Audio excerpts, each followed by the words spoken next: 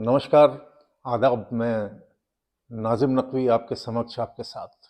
दोस्तों, आज बातचीत की शुरुआत करने के लिए जिस कविता को हमने सेलेक्ट किया है, उसके रचनाकार हैं सहारनपुर के सुपरिचित कवि पत्रकार राजेंद्र शर्मा।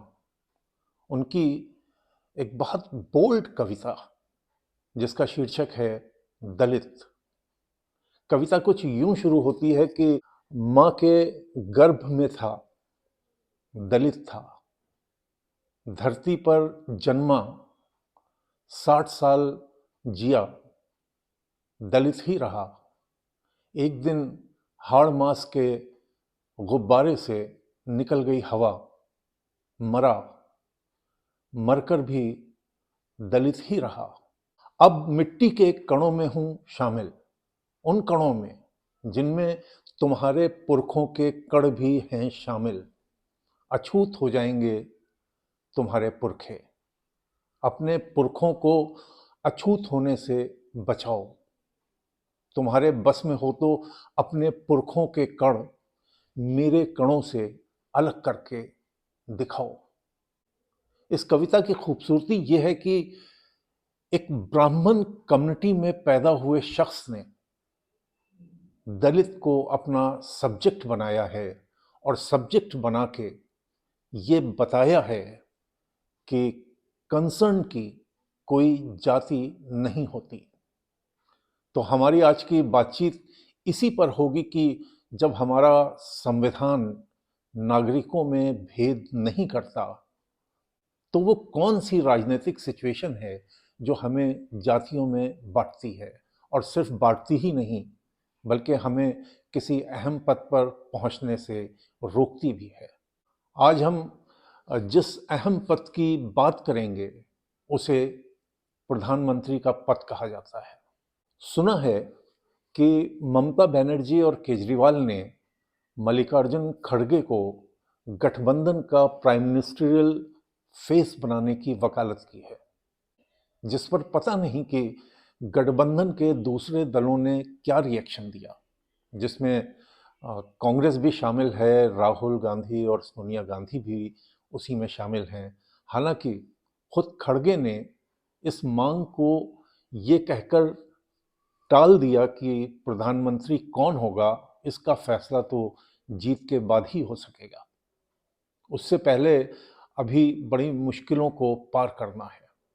लेकिन ममता और केजरीवाल के इस सुझाव में कुछ तो दम है। याद कीजिए, 2014 में मोदी के चेहरे पर चुनाव न लड़ा जाता तो बीजेपी की जीत सुनिश्चित की जा सकती थी, इस पर हमें शक है। याद कीजिए, जब तक मोदी का चेहरा सामने नहीं आया था, हम सब मान के चल रहे थे कि बीजेपी अगर 150 सीटें ले आए तो बहुत होगा। कांग्रेस की भी यही सोच थी।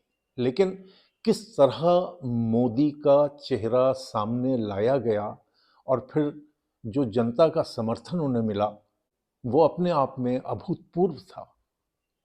कुल मिलाकर हम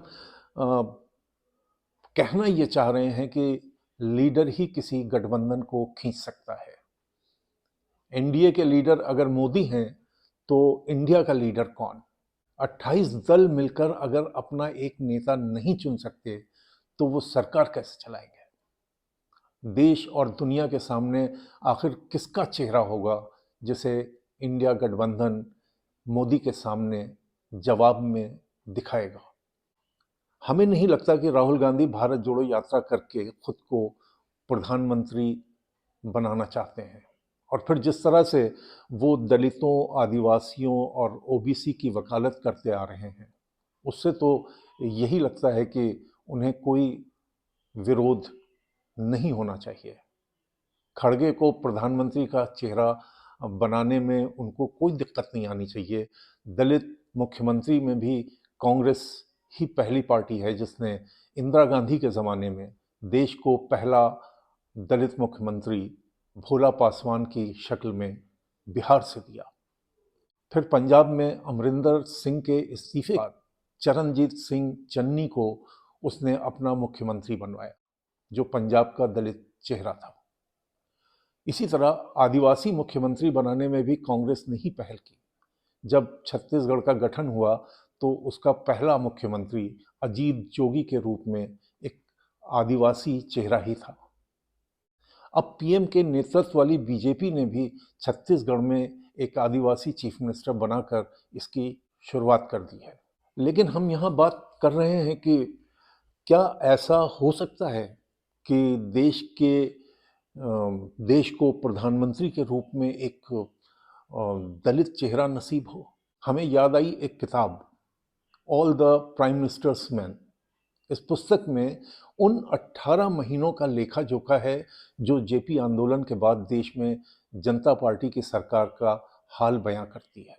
इस किताब के लेखक हैं journalist and columnist Janardan Thakur, जिन्होंने इस दौर में हुए अधिकारियों और नेताओं की मिलीभगत में मिसयूज ऑफ पावर के बारे में खुलकर लिखा है। इसी में वो जगजीवन राम के बारे में लिखते हैं। जिस रोज प्रधानमंत्री के नाम का अनाउंसमेंट होने वाला था, उसके पहले की रात वो दिल्ली में अपने बंगले के बरामदे में देर रात चहलकदमी कर रहे थे और बड़बड़ा रहे थे कि कमबख्त इस देश में एक दलित प्रधानमंत्री नहीं बन सकता। जबकि उस समय ये सब मानते थे कि उनके दलबदल की ही बदौलत 1977 के चुनावों में कांग्रेस को भारी हार का सामना करना पड़ा था। यानी उनका कांग्रेस की हार में अहम रोल था। मगर प्रधानमंत्री बनाए गए मोरारजी देसाई। फिर मोरारजी देसाई के बाद के घटनाक्रमों में चौधरी चरण सिंह ने प्रधानमंत्री के रूप में अपनी सरकार चलाई, मगर 6 महीने में वो अपना बहुमत सिद्ध नहीं कर सके। ये एक और मौका फिर था जब जगजीवन राम को कहा जाता कि वो अपना बहुमत सिद्ध करें, मगर राष्ट्रपति नीलम संजीवा रेड्डी ने उन्हें बहुमत सिद्ध करने का मौका ही नहीं दिया और संसद डिसॉल्व करके नए चुनाव कराने का ऐलान कर दिया। जगजीवन राम ने संजीवा रेड्डी पर रेशियल प्रेजुडिस यानी नस्लीय पूर्वाग्रह और सोची समझी साजिश का इल्जाम लगाया था। यानी कुल मिलाकर अब ये मल्लिकार्जुन खड़गे के नाम का जो प्रस्ताव आया है वो किसी दलित को इस अहम पद के लिए मिलने वाला दूसरा मौका होगा। खड़गे का एक्टिव पॉलिटिक्स में योगदान और अनुभव अपनी मिसाल आप है। छात्र संघ के नेता से लेकर कांग्रेस के अध्यक्ष तक करीब 50 साल से ज्यादा का तजुर्बा उन्हें है। दलित राजनीति में ऐसा चेहरा मिलना मुश्किल है। अगर ये मौका गंवा दिया गया तो पता नहीं कब ये अवसर हमारे हाथ लगे कि हम एक दलित प्रधानमंत्री देख सकें। बस एक ही चीज उनके अगेंस्ट है, वो है उनकी उम्र। वो 80 पार कर चुके हैं। आप क्या सोचते हैं, हमें बताइएगा। वैसे ये सारा गणित तो तभी हो सकता है जब इंडिया गठबंधन के पास वो मैजिक फिगर हो जिससे सरकार बनाने की पोजीशन बन सके। हाँ, ये ज़रूर है कि अगर मल्लिकार्जुन खड़गे का चेहरा सामने रखा जाता है तो यूपी में बीएसपी और मायावती चाहकर भी इस गठबंधन में आने से इनकार नहीं कर पाएंगी। लेकिन उससे भी बड़ा सवाल ये है कि क्या चुनाव होंगे? तो आपको हमारी ये एनालिसिस कैसी लगी, हमको बताइएगा। हमारे चैनल को लाइक कीजिएगा और अगर अभी तक सब्सक्राइब नहीं किया है तो सब्सक्राइब कीजिएगा, इसलिए कि हमें बड़ा हौसला मिलता है। मिलते हैं जल्दी ही एक नए सब्जेक्ट के साथ एक नए वीडियो में। आदाब, नमस्कार।